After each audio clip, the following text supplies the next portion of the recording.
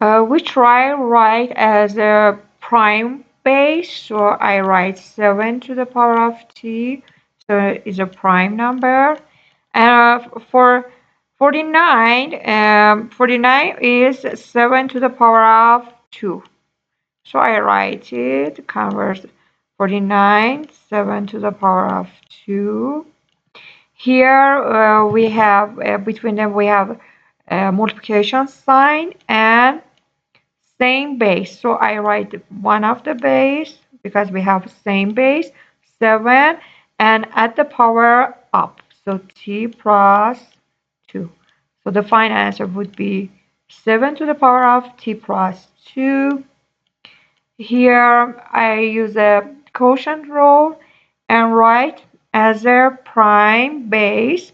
So it would be 3 to the power of a divided by, write it as a fraction for 9.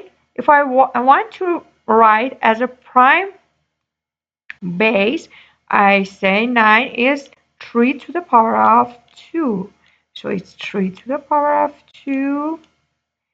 For any quotient or division, when I have same base, I write a base, subtract the power of denominator from numerator. So it would be a minus 2. How about this one? Again, 8 as a prime base, I can write it 2 to the power of 3 and then to the power of p.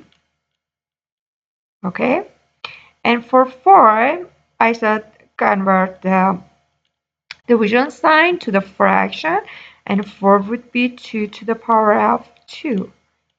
Again, I say here power of a power rule, so I say 2 to the power of 3p and over 2 to the power of 2. And now I apply the quotient rule, so it says 2, same base, 2 and 2, so 3p minus 2.